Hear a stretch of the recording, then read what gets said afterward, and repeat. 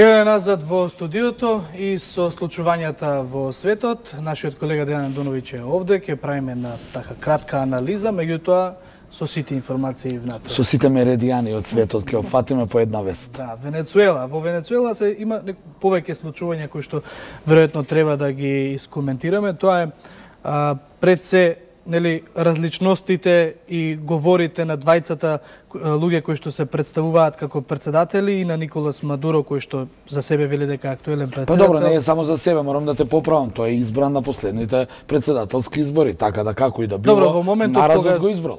Во моментот кога државите се поделени околу тоа кој е председателот, тогаш се двајца само 50 на држави веќе го признаа Гуидо, председателот на Венецуелскиот парламент, кој нели се само прогласи за председател, потаму држи тезата дека се двајца председатели. Да не се држиме околу тоа, околу конструкцијата, барем кој е председател. Да, таа е многу важна. И двајцата веројатно мислат дека сега не знаеме кој е.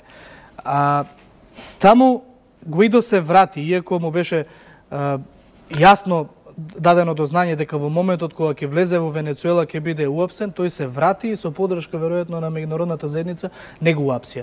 Од друга страна, започнаа протестите со доаѓањето на Гуидо, од друга страна пак Мадуро вели во моментот кога тој ќе се врати повторно во Венецуела ќе го уапси. Ќе биде уапсен бидејќи на тоа следи откако Гуидо имаше забрана да ја напушти Венецуела од актуелната власт во Каракас, меѓутоа тој не ги послуша, отиде во Колумбија, се сретна со американскиот државен врв, морам да кажам, и подпредседателот Пенс и државниот секретар Помпео. Подоцна се стравуваше дека доколку Гуидо не се врати ќе биде уапсен, а доколку не се врати нема да може нели да го организира тој антивладин отпор, односно да го урне конечно Николас Мадуро и социјалистите.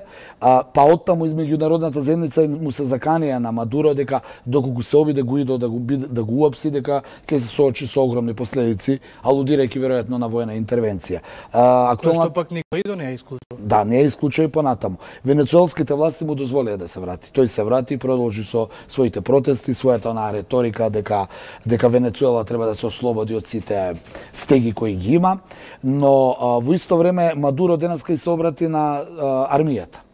И им се обрати со еден охрабрувачки говор и со некакво очекување како председател да се одбрани Венецуела, дека треба да се одбрани од империалистичките сили и така тоа, таа реторика и најави огромни протести за сабота, што малку е смешно бидејќи актуелен председател повикува народ на протести за да им покаже на светот колку луѓе го поддржуваат. Од друга страна Гуидо, она што е важно, денеска побара од Ситибанк и од меѓународните економски фактори во светот да не му го одвратат златото на Мадуро, на Венецуела, бидејќи тој го има заложено во 2015 година и тоа злато треба да биде гарант за кредитот кој ќе биде исплатен за Венецуела, која има огромен пад и голема инфлација, а инфлацијата е како резултат на големите санкции со кои се соочува Венецуела. Така да Гуидо денеска ја повика Ситибанк златото да не го врати на Венецуела и да не му одобри кредит, дополнителен кредит на Мадуро, бидејќи тој тие пари ќе ги злоупотреби, нели да направи некоја благосостојба во државата и така да го подкупи народот да продолжи со поддршка кон него. Во секој случај во наредните денови ќе видиме до каде се и што се плановите на Соединетите Американски држави, некако како да спласна онаа реторика дека ќе се прави војна интервенција, особено откако главните регионални сојузници Бразил и Колумбија ги одбија Соединетите Американски држави, нивната територија да биде искористена за напад од Венецуела. Само за да ја заокружиме темата со Венецуела, Мадуро, овие демонстранти кои што го поддржуваат Гуидо ги нарекува полудено малцинство, а од друга страна САД најави дека можно е да ги зголеми санкциите. Зошто би требало да трпи тој народ внатре во Венецуела заради играта на двајца функционери? Па тоа прашање е на место и јас лично немам одговор и само ќе потсетам дека во 1999 година врз основа на еден човек, како што велеа западните држави, Слободан Милошевиќ, беа бомбардирани 8 милиони срби. Така да веројатно како да сака да ги дисциплинираат граѓаните, па да каже Западот, ако го поддржите Гуидо, ќе дојде благосостојба, Ако го останете со Мадуро, ќе се соочите со глад и евентуални внатрешни конфликти со удири. Да, и како и секогаш, впрочем, народот трпи. Народ ќе каже, народот ги бира, народот ќе трпи најверојатно. Во пресметките и на големите сили. Но само ова, Андоновиќ, во светските актуелни настани. Исто така многу внимание предизвика изјавата на францускиот претседател Макрон, кој пак за предстојните европски избори ги повика на некој начин европеаните да гласале за да си ја зачуваат Европа, односно измеѓу редови тоа се толкува она што тој наназад период го заговара, да нема за сега проширување. Да, тој заговара европска природба, но и не и проширување на Европска унија. Оно што е проблематично за сите држави кои треба и аплицираат да влезат во Европската унија, меѓу кои и Македонија, е тоа што Франција е најголемиот заговорник да се стопира проширувањето на Европската унија.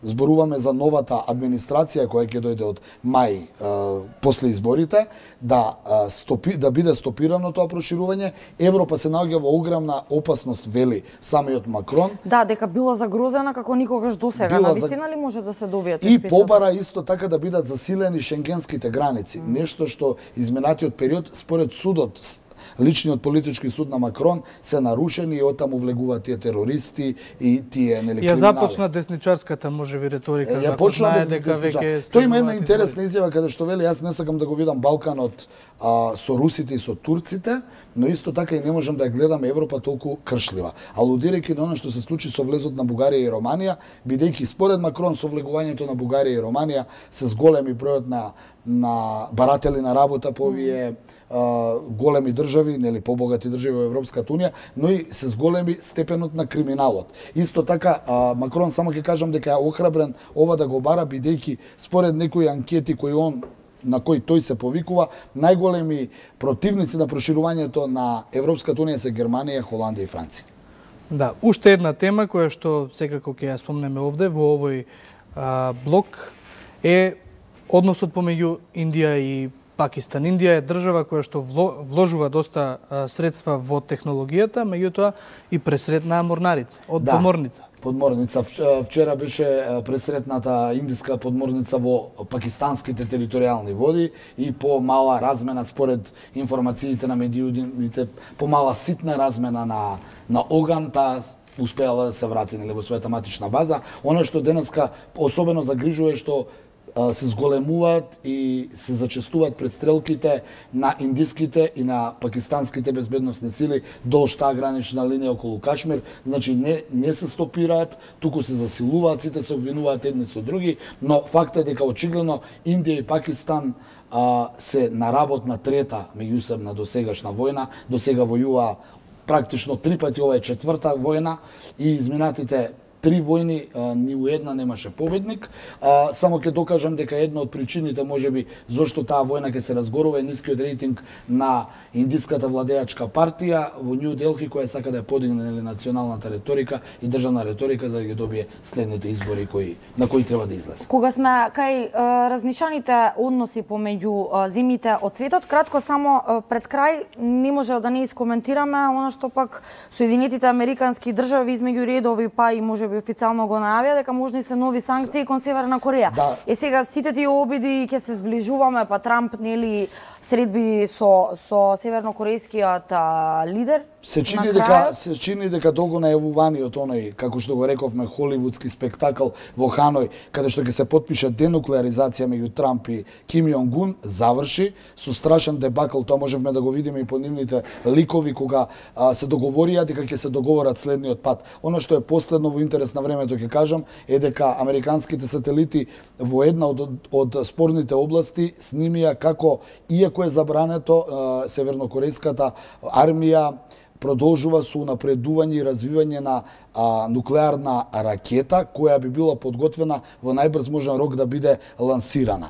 Така да дополнително ги подигна тензиите и ги загрижи луѓето кои веќе на некој начин и беа сигурни дека Соединетите Американски држави ќе ги симнат санкциите. Сега тие лути ради оваа информација, веројатно Џон Болтон самиот најави дека ќе бидат, можно е да бидат воведени санкции дополнителни, но она што загрижува исто така е дека и Северна Кореја неколку милиони луѓе имаат проблем со глад, значи владее глад таму, па оттаму веројатно и калкулирањето на Трамп до крај да ги изгладне севернокорејци за да може да добие све оно што ќе посака на следните преговори меѓу него и Ким Јонг Ун. Да, ќе анализираме и следниве денови на оваа тема. Андоновиќ, секако ти благодариме. Благодариме на вас. А ние, почитувани, ќе го заокружиме овој блок од Отвореното студио 1 со мене и со колегата Владко Чалски. Останете со програмата на нашата телевизија, следуваат вестите и колегата Александар Петрески.